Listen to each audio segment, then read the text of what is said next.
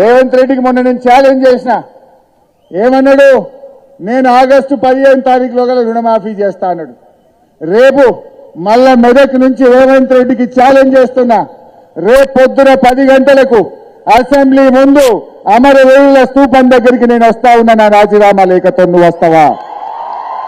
నువ్వు రాతమ్ముంటే, నువ్వు ఆగస్టు 15లోగా రుణమాఫీ చేసేది నిజమైతే, ఆగస్టు 15లోగా బాండ్ పేపర్ మీద రాసిచ్చిన 6 గ్యారంటీలు అమలు చేసే వాస్తవ నిజమైతే, రేపు గన్ పార్క్ దగ్గరికి మనమిద్దరం రాజీనామా లేఖలను మేధావుల చేతుల్లో పెడదాం. మేధావుల చేతుల్లో పెడదాం. ఆగస్టు 15లోగా నువ్వు 6 గ్యారంటీలను రుణమాఫీని అమలు చేస్తే నా రాజీనామా లేఖ తీసుకుపోయి స్పీకర్ గారికి ఇస్తారు. ఒకవేళ నువ్వు అమలు చేయకపోతే నీ రాజీనామా లేఖ తీసుకుపోయి గవర్నర్ గారికి ఇస్తారు. దానికి సిద్ధమేనా అని అడుగుతా ఉన్నా. నువ్వు దానికి సిద్ధమా అని అడుగుతా ఉన్నా. దమ్ముంటే రా. దూలం లెక్క పెరిగితే కాదు, దూడకున్న బుద్ధాన్ని ఉండాలని హరీష్ రావు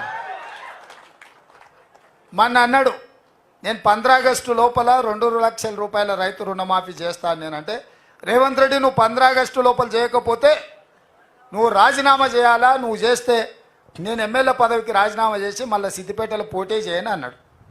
నేను ఆ సవాల్ను స్వీకరించి, మంచిది హరీష్ రావు గారు, నీ సిట్టి జేబులో పెట్టుకో రాజీనామాది,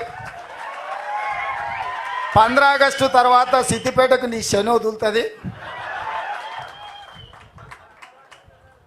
చింతమాడికలో పోయి చింతశెట్టి కింద వండుకో అని చెప్పిన.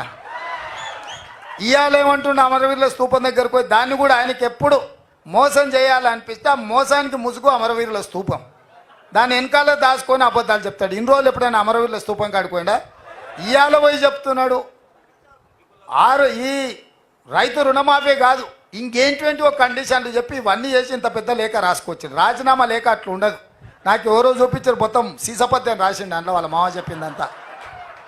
రాజీనామా లేఖ ప్రిస్క్రైబ్డ్ ఫార్మెట్లో స్పీకర్ గారు ఒక ఫార్మెట్ ఇస్తాడు.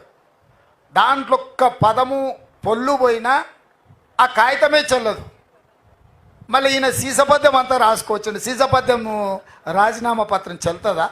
పెద్ద తెలివి అనుకుంటుండే ఆయన. తాటి చెట్టు లెక్క పెరిగితే కాదు నాయన, మోకాళ్ళలో కాదు అరికాళ్ళకు పోయినట్టు నీ తెలివితేటలు హరీష్ రావు.